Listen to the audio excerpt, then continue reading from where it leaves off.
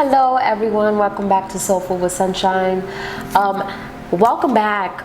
Thank you again for tuning in. Another time, another day. Thank you for even making the time out to do this, to click on this episode and to hear what I'm saying. And as you guys can see, there is a different background and the camera quality obviously is a little bit better. We're gonna get into the soul food for today. The title of this soul food is called The Great Shepherd.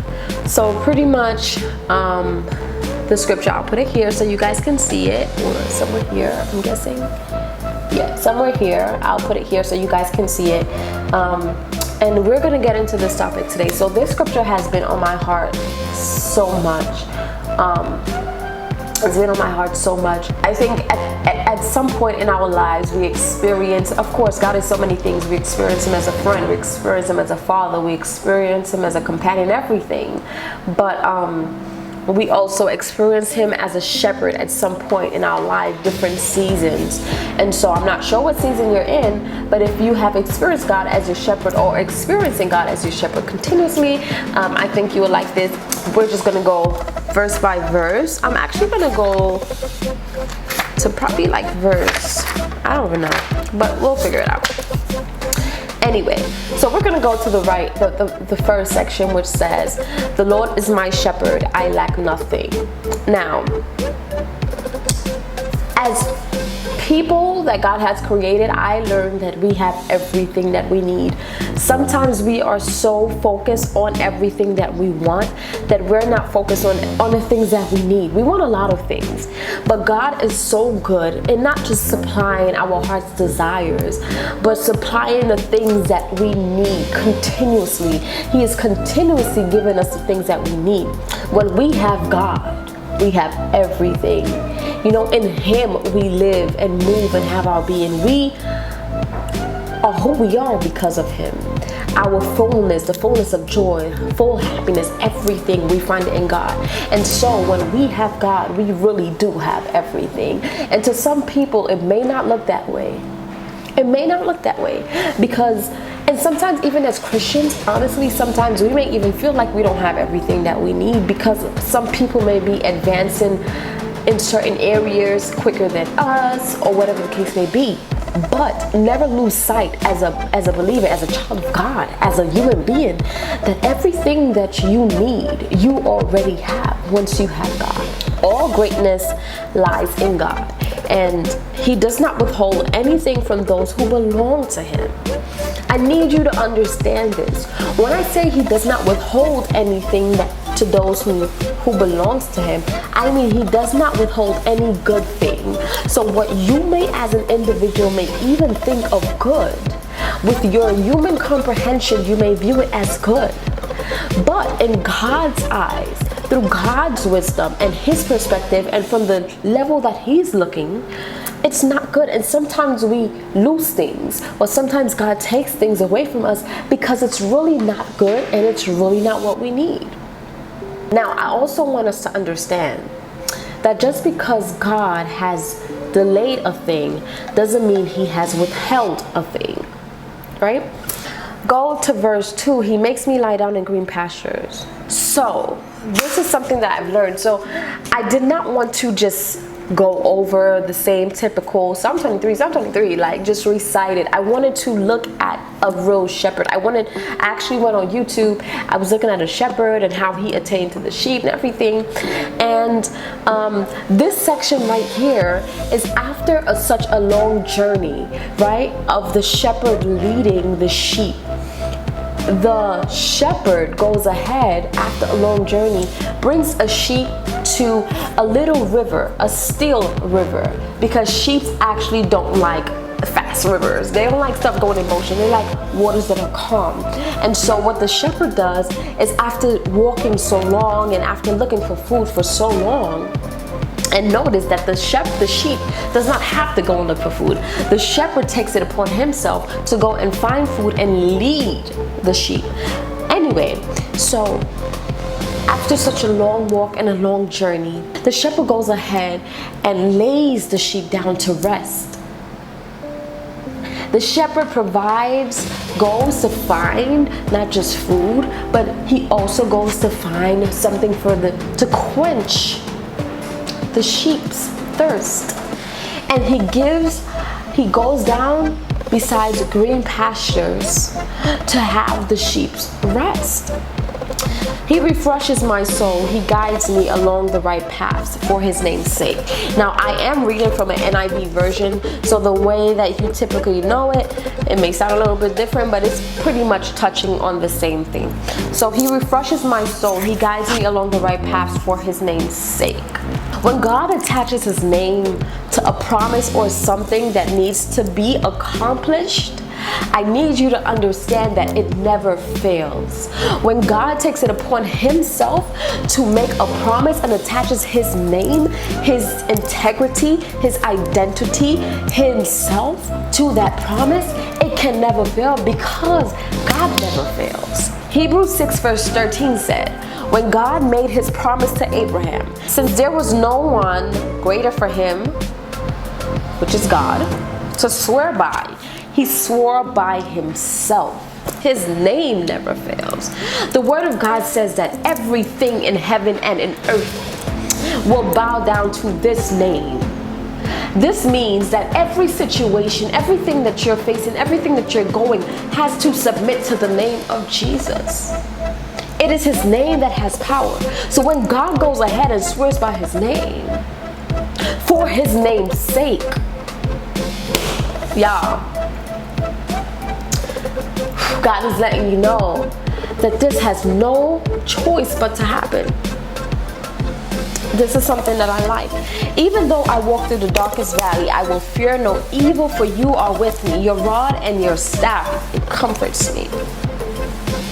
As a shepherd, there will be moments where you have to take sheep down a path, where you have to guide them, where this path is necessary for the destination that you're going to as a shepherd, right? This path, it may not be the best path, but it's a path that you need to take in order to get to the destination.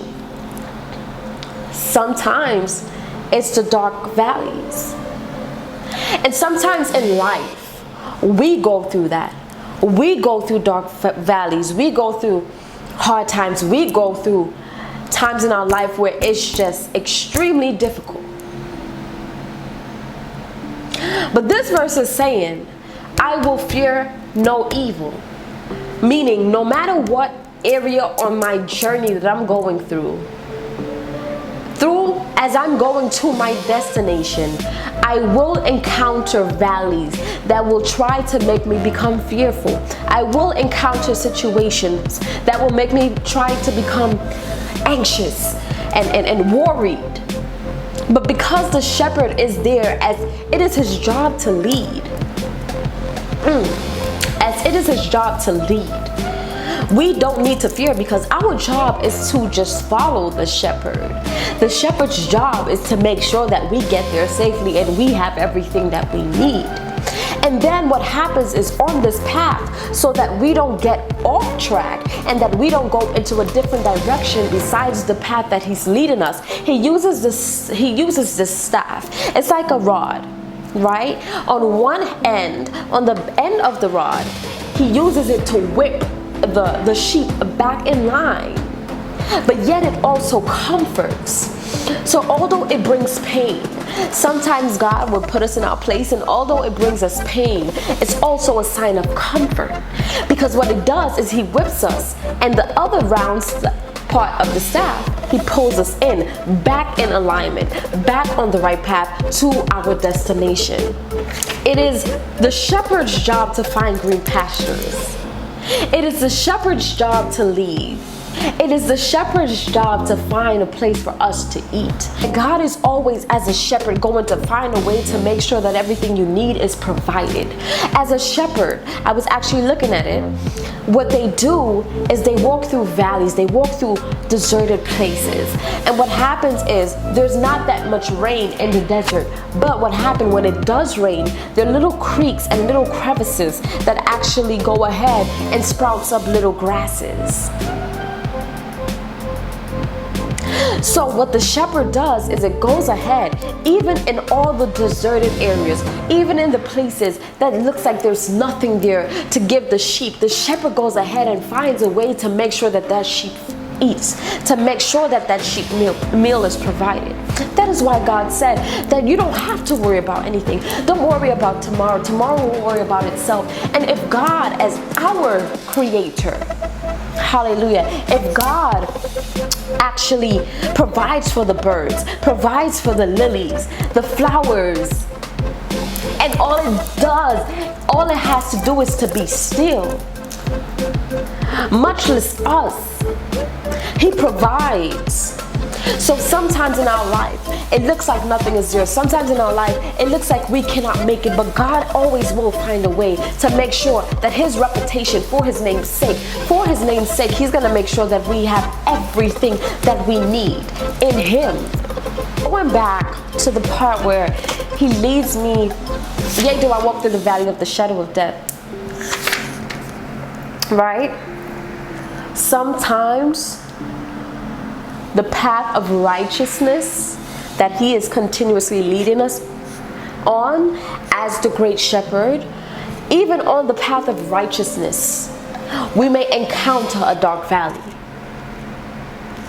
Even on the path of getting to where God has called us to be, getting to where He have ordained us to be, we go through dark valleys. Even through that, we don't need to fear anything. Somehow all the enemies, maybe even the ones encountered through the valley of death, and because there's a section that says He prepares a table before me in the presence of my enemies. God is such a He's funny. And somehow all the enemies, probably even the ones that we encounter through the dark valleys, is now in the presence of us and our shepherd. And He does the preparing. He prepares a table for us. He, as our shepherd, can choose to prepare a table before us in the presence of those who gave us a round of applause. He can choose to prepare a table before us in the presence of those who was always there. He can choose to prepare a table before us and the people in the presence of those who believed in us. But He chose to prepare a table before us in the presence of our enemies, so that our enemies too can see that He did His job as a great shepherd. And guess who gets the glory out of it? He does. So it works both hand in hand. It's working out for our good and it's working out for His glory. We serve a God who is not selfish. He is not going to do something for His glory and His glory alone. But as His people, He's doing things for our good. For our good. For our good. So even when we go through the dark valleys, it's for our good, because we have a destination at the end that we need to get to. And guess who's going to ensure that we get there? The shepherd, who is our God. Surely goodness and mercy shall follow us all the days. It shall chase us. The Hebrew version says, it shall chase us. It will run after us. We don't run after goodness and mercy, baby. It chases us all the days of our lives, not just when things are good, but it chases us when things are bad. It chases us when we are under hell and under pressure. It chases us when it seems like everything around us is caving in. It chases us when we are overwhelmed. It chases us when everybody's looking to us to do something, and it feels like it's pressuring. Goodness and mercy shall follow us. It does not say goodness and mercy may follow us. Goodness and mercy can follow us. Goodness and mercy may follow us. Maybe it will follow us. Goodness and mercy shall, final, period, shall follow us all the days of our lives. It shall pursue us and follow us as we dwell in the presence of our shepherd. Know this, that as God's sheep, we must always know the voice of our shepherd. Be able to understand how He speaks, when He speaks, and trust His voice as the shepherd. As He is the shepherd, trust that He knows what He is saying. Trust that He wants what's best for you. It may not always feel good. Sometimes you will have to go through deserted areas. Sometimes you will have to go through dry places. But if you are following the great shepherd in those dry places, you will be sure to make it to your destination. I hope that you guys enjoyed this soul food today. Listen, I love the soul food, and I just love God, and I just love his word. And listen, we all need to read his word more often. We need to drench in his word. I do too. I want to be so addicted to the word of God that it just flows out of me, right? That's the goal. I thank you guys for watching. I thank you guys for tuning in. Be sure to like, comment, and subscribe. And I do thank you again for tuning in to Soul Food with Sunshine, where we feed your soul and we feed your soul with God's truth. Again, tune in, tell a friend to tell a friend to come ahead on the Soul Food, and let's chat it up. What did you think about this soul food? Please write it in the comments below. I'm so excited for next soul food. Listen, I'm gonna try my very best to make this thing a weekly thing, period. We're gonna aim for that in Jesus' name. And I hope to see you guys next time. So thank you guys for watching. I love you. Remember, God is love. Stay prayed up, stay blessed, and God loves you. Peace. I can't even reach this camera. Dang, I'ma just have to cut off. Yo, yeah.